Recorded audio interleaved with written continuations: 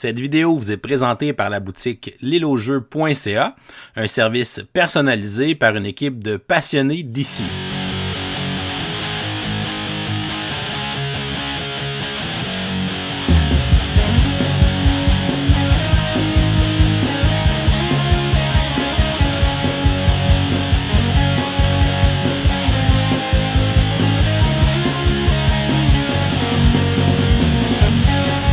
Salut les gamers, bienvenue à Professeur Board Game, j'appelle David. Aujourd'hui à Board Game 101, je vous présente le petit jeu de cartes Trio. C'est un jeu qui avait été édité en 2021 au Japon sous le nom de Nana. Et Cocktail Games en 2023 l'ont emmené en Europe. Ils ont d'ailleurs remporté l'As d'or avec Trio au dernier festival international des jeux de Cannes. Et au Québec, il est distribué par Randolph. On veut d'ailleurs les remercier de nous avoir envoyé cette copie du jeu, qu'on puisse l'essayer et vous le présenter en vidéo. C'est un jeu de l'auteur Kaya Miyano qui se joue de 3 à 6 joueurs et dont les parties vont durer environ 15 minutes. C'est un petit jeu de cartes d'ambiance, c'est un jeu de collection d'ensemble dans lequel les joueurs vont tenter de faire un trio, c'est-à-dire de ramasser 3 cartes de la même valeur pour scorer un point. Et lorsqu'on va avoir ramassé 3 trios, on va remporter la partie. C'est donc un petit jeu de collection d'ensemble, il y a un petit aspect de mémoire, on va donc devoir se souvenir des cartes qui sont dans les mains des joueurs, ainsi que les cartes qui sont sur la grille au centre de la table. C'est un jeu qui a aussi une variante qui se joue en équipe, si on est 4 ou 6 joueurs, et d'ailleurs la variante en équipe est beaucoup plus intéressante que le mode individuel selon moi, alors je vais vous présenter les deux modes de jeu dans cette vidéo. Alors, Trio, je vous montre comment je joue, ensuite je vous dis ce que j'en pense, et comme on est lundi, on vous donne une question de jour pour participer à notre concours du lundi pour le mois de mai 2024. Premièrement, on va vous présenter le mode individuel avec un exemple d'une partie à 3 joueurs. Dans Trio, on retrouve un paquet de cartes avec des cartes qui sont numérotées de 1 à 12 et qui sont en 3 exemplaires chacune.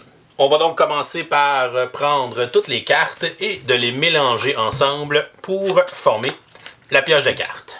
Ensuite, selon le nombre de joueurs dans la partie, on va consulter le tableau dans le livret de règles et on va distribuer le bon nombre de cartes aux joueurs. Dans notre exemple à 3 joueurs, on va distribuer une main de 9 cartes à chacun des joueurs et les 9 cartes restantes seront placées face cachée au milieu de la table pour former une grille. Tous les joueurs doivent placer leurs cartes dans leurs mains pour les placer de la carte la plus petite à la carte la plus grande en ordre croissant. Et le dernier joueur qui a mangé de l'avocat sera désigné premier joueur.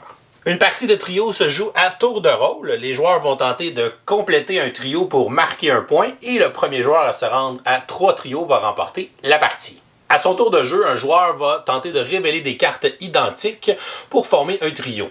Il peut révéler des cartes qui sont au centre de la table, donc c'est comme un jeu de mémoire classique, ou bien il peut poser une question à un joueur pour lui faire révéler soit sa plus petite carte en main ou soit sa plus grande carte en main.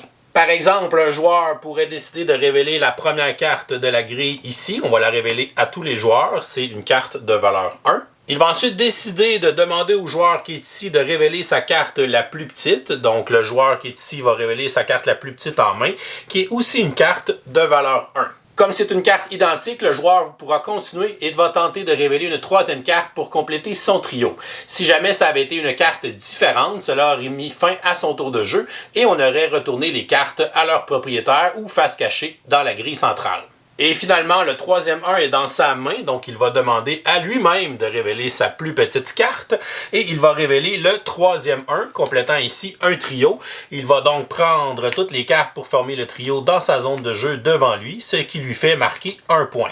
Si un joueur réussit à compléter un trio, comme c'est le cas avec notre joueur, il va mettre fin automatiquement à son tour de jeu et on va passer au joueur suivant. Le joueur qui est ici va donc décider de révéler une carte dans la grille pour commencer. Il va révéler la carte ici de valeur 12. Pour sa deuxième carte, il va demander au joueur qui est ici de révéler sa carte la plus haute. Donc ce joueur va révéler la carte ici de valeur 10. Comme ce sont deux cartes de valeur différentes, cela va mettre fin au tour de ce joueur et on va retourner les cartes à leur propriétaire. Donc la carte ici dans la main du joueur et on va retourner face cachée cette carte dans la grille centrale.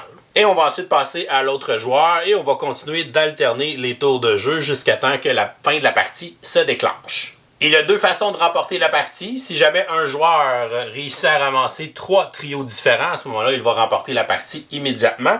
Ou bien si un joueur réussit à avoir le trio de valeur 7, à ce moment-là, on gagne automatiquement la partie, même si c'est notre seul trio, puisque c'est le plus difficile à accomplir, puisque les 7 sont généralement au milieu des mains de cartes des joueurs. Maintenant, regardons les règles du mode en équipe. Il y a 2 possibilités. On peut jouer à 4 joueurs. On aura donc 2 équipes de 2 joueurs qui seront assis un en face de l'autre. Et on peut aussi jouer à 6 joueurs. On aura donc 3 équipes de 2 joueurs à ce moment-là. Dans les parties en équipe, toutes les cartes seront distribuées aux joueurs. Il n'y a aucune carte au centre de la table comparativement au mode individuel. Une fois que tous les joueurs ont placé leurs cartes en ordre croissant dans leurs mains, les équipes peuvent procéder à un échange. L'échange est optionnel, l'équipe peut décider de le faire ou de ne pas le faire. Si l'équipe décide de faire son échange, les 2 joueurs vont secrètement choisir n'importe quelle carte de leurs mains et vont l'échanger avec leur coéquipier. Donc le joueur pourrait envoyer cette carte-ci à son coéquipier et l'autre pourrait envoyer celle-ci. Donc les joueurs vont l'échanger et vont ensuite pouvoir la placer au bon endroit dans leurs mains. L'autre équipe peut faire de même, peut décider de faire son échange au début de la partie. Dans le mode équipe, les échanges sont le seul mode de communication que les joueurs peuvent avoir entre eux pour se donner de l'information.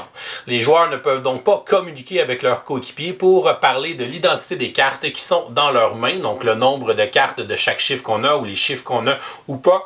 Donc ces informations ne peuvent pas être discutées pendant la partie. Et ensuite, on commencerait la partie, comme d'habitude, avec le dernier joueur à avoir mangé de l'avocat. La partie se joue sensiblement de la même façon que de mode individuel, c'est-à-dire qu'on va tenter de faire révéler des cartes pour former des trios, et pour gagner, une équipe doit former collectivement 3 trios avec les 2 coéquipiers. Donc le joueur qui est ici pourrait demander au joueur qui est là de révéler la plus petite carte qu'il a en main, donc ici il va révéler une carte de valeur 1. Le joueur qui est ici pourrait demander à nouveau à ce joueur de révéler sa plus petite carte. Donc ici, il va révéler une autre carte 1 et il sait qu'il a le 3e 1 en main. Donc il va se demander à lui-même de le révéler, ce qui va lui permettre de former un trio qu'il va pouvoir placer dans sa zone de jeu. Il a donc marqué 1 point pour son équipe. Lorsqu'une équipe réussit à former un trio, les autres équipes dans la partie peuvent procéder à un échange. Donc comme l'équipe qui est ici vient de former un trio, la deuxième équipe peut décider d'échanger une carte comme on a fait au début de la partie, donc de façon secrète et simultanée avec son coéquipier. Et on va continuer en enchaînant les tours de jeu jusqu'à temps que la fin de partie se déclenche. Et comme dans le mode individuel, les joueurs vont remporter la partie lorsqu'ils vont réussir à ramasser 3 trios. Comme on est dans le mode en équipe, les joueurs vont placer leurs trios en commun dans leur équipe et la première équipe à former 3 trios va remporter la partie. Ou bien si une équipe réussit à faire le trio de 7, elle va aussi remporter la partie immédiatement. On peut aussi décider de jouer la variante Picante qui donne une nouvelle condition de victoire, c'est-à-dire qu'il faut ramasser 2 trios qui sont liés. Les trios liés sont indiqués dans le bas des cartes, donc si je réussis à ramasser le trio de 2 et que je réussis à ramasser le trio de 5 ou le trio de 9, je vais ramasser un trio lié, donc je vais gagner immédiatement la partie. Donc si ce joueur a le trio de 2 et réussit à ramasser le trio de 9, ce sont 2 trios qui sont liés, donc à ce moment-là, on remporte immédiatement la partie. Et voilà, c'est comme ça qu'on joue à trio. Je vous reviens avec mon opinion personnelle. Qu'est-ce que je pense de Trio? C'est un jeu qu'on a beaucoup entendu parler parce qu'il y a eu un énorme buzz, évidemment, en Europe, avec la victoire à l'As d'Or, jeu de l'année au dernier Festival international des jeux de Cannes. J'en ai aussi beaucoup entendu parler par mon ami Mathieu de la chaîne On Joue Dessus, qui avait aussi nommé Trio comme son jeu de l'année en 2023. Donc, c'est un jeu qu'on a beaucoup parlé. Ça fait pas si longtemps que ça qu'il est arrivé ici au Canada. Donc, premièrement, si on regarde le matériel, ben, vous voyez, c'est un jeu de cartes, tout simplement. Donc, on a 36 cartes à l'intérieur. Les cartes ont quand même une très bonne qualité, puis ça, c'est quand même intéressant dans ce genre de jeu-là, qu'on brasse souvent les jeux, un genre de petits jeux portatifs qu'on va traîner partout, donc petites boîtes qui se traînent bien dans les valises, dans les vacances, au camping, au chalet, des trucs comme ça. Un jeu emmené quand on va dans un restaurant, c'est un jeu qu'on peut jouer quand on va dans un pub ludique, donc c'est ce genre de jeu-là qu'on va vouloir traîner un peu partout. Donc c'est bon d'avoir des cartes de bonne qualité à l'intérieur. Sinon, pour le visuel, c'est une espèce de thématique mexicaine Fiesta. Puis on a mis dans le fond des couleurs pour distinguer plus rapidement d'un seul coup d'œil les différentes cartes pour faire les trios. Fait que c'est quand même bien pensé. Puis pas de problème si vous êtes daltonien parce que les chiffres sont quand même écrits assez gros. J'aime bien le format de carte qui a été choisi. Donc c'est une carte qui est un peu plus grande. Donc ça se manipule quand même très bien. Fait que c'est le fun à manipuler comme petit jeu de cartes. Côté règles, c'est hyper simple, donc c'est une espèce de collection d'ensemble dans laquelle on essaye de chercher les numéros qui sont identiques. On peut soit évidemment nommer des autres joueurs et ces joueurs-là peuvent juste soit aller révéler leur plus petite carte ou leur plus grande carte. C'est pour ça que c'est plus difficile de faire le trio de 7 qui nous donne la victoire instantanée parce que les 7 sont généralement bien cachés au milieu de la main des joueurs. Fait que c'est un peu plus difficile de s'y rendre. Puis si on joue en mode individuel, on a la grille qui est une espèce de jeu de mémoire. Fait qu'on peut quand même révéler des cartes là-dedans ou se rappeler où sont situées les cartes quand on en aura besoin dans les tours futurs.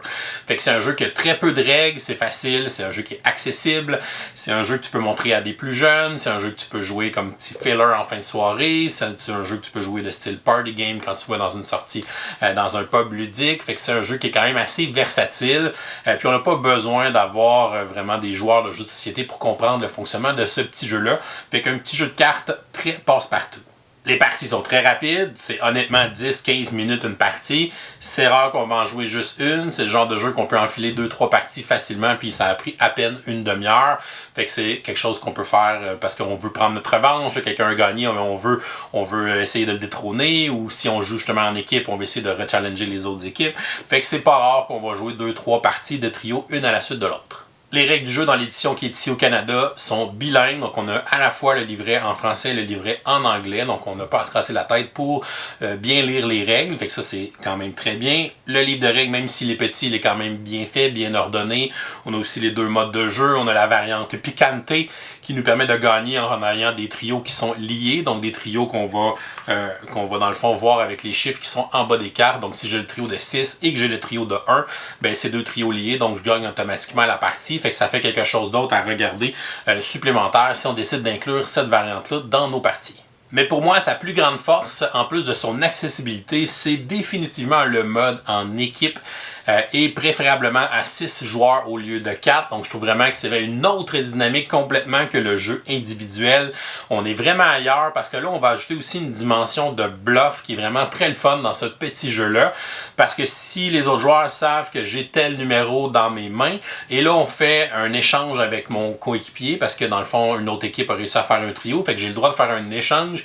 Fait que je peux échanger une carte que je sais que les autres ont de l'information dessus à mon coéquipier pour la cacher dans sa main. Puis même si je le fais pas, il y a un petit côté bluff de ah oui, je sais qu'il y a un 6 lui dans sa main, est-ce qu'il l'a envoyé à son coéquipier ou est-ce qu'il l'a gardé? Fait que là, tu as une espèce de mind game qui s'installe entre les joueurs, puis je trouve que ça fait vraiment un petit peu plus lever le party autour de la table. Je trouve que les discussions sont plus fun quand il y a cet élément-là de bluff-là. On a un petit côté trash talk là, entre les équipes. Fait que bref, je trouve que la dynamique en équipe est beaucoup plus fun que la dynamique du jeu en individuel. Pour les côtés négatifs, oui, on a un petit thème de fiesta mexicaine, mais c'est en rien un jeu qui est thématique en tant que tel. Donc, on ressent en rien la thématique qui est à l'intérieur du jeu. Donc, c'est vraiment un jeu qui est simplement mécanique d'aller chercher nos ensembles de cartes pour pouvoir marquer des points, faire des trios puis gagner la partie. Sinon, pour le gameplay, j'ai dit tantôt que la variante en équipe est vraiment, je pense, son point le plus fort. Ben, ça va de soi que pour moi, le mode de jeu est individuel, donc le mode de jeu que tous les joueurs sont un contre les autres. Pour moi, il tombe très à plat. Parce qu'on a la fameuse grille de cartes au milieu. C'est vraiment une espèce de jeu de mémoire classique. Puis ça, quand il y a ces éléments-là dans les jeux, ça me fait pas vraiment vibrer. C'est quelque chose que je recherche pas vraiment dans les jeux. Fait que ce côté-là, je l'aime beaucoup moins. Puis je trouve que le fait justement de pas avoir le coéquipier qui nous permet d'échanger des cartes, d'avoir un petit côté bluff, le jeu perd beaucoup d'intérêt pour moi avec son mode individuel. Fait que pour moi, c'est vraiment deux jeux complètement différents. Donc un jeu en équipe qui est vraiment sa grosse force. Puis pour moi, le jeu individuel qui est vraiment très ordinaire. Somme toute, Trio, pour moi, c'est vraiment une expérience en deux temps.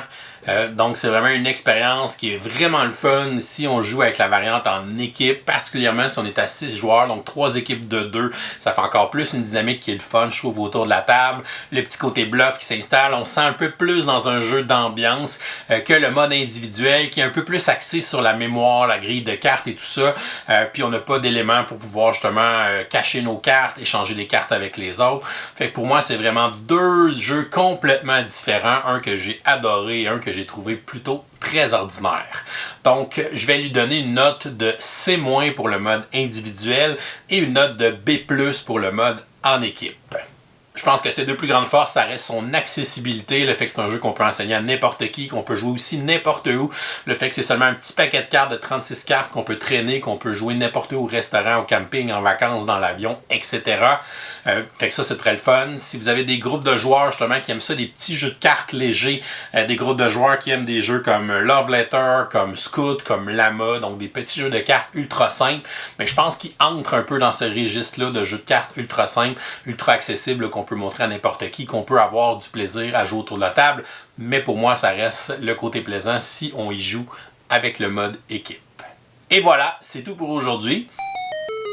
Oh, c'est vrai, on est lundi. On va donc vous donner une question du jour pour participer à notre concours du lundi pour le mois de mai 2024, dans lequel vous pourriez gagner le jeu Star Wars Bounty Hunters. Donc, la question du jour est la suivante. Quel est votre jeu de cartes simple favori? Vous nous laissez la réponse en commentaire YouTube sous la vidéo pour enregistrer une participation. Et si jamais vous nous suivez vous nous supportez plutôt sur Patreon pour 5$ et plus, vous aurez aussi une participation automatique à chaque lundi. Donc, bonne chance à tous pour le concours. Si vous n'êtes pas encore abonné à la chaîne, vous pouvez le faire en cliquant sur le petit bonhomme ici en bas de l'écran. Sinon, vous pouvez nous suivre sur Facebook, Instagram à Professeur Board Game. Et si vous aimez les vidéos qu'on fait, vous pouvez nous supporter sur notre page Patreon avec des petites contributions qui vous donnent aussi accès à notre serveur Discord. Je souhaite à tous une excellente fin de journée et continuez de gamer.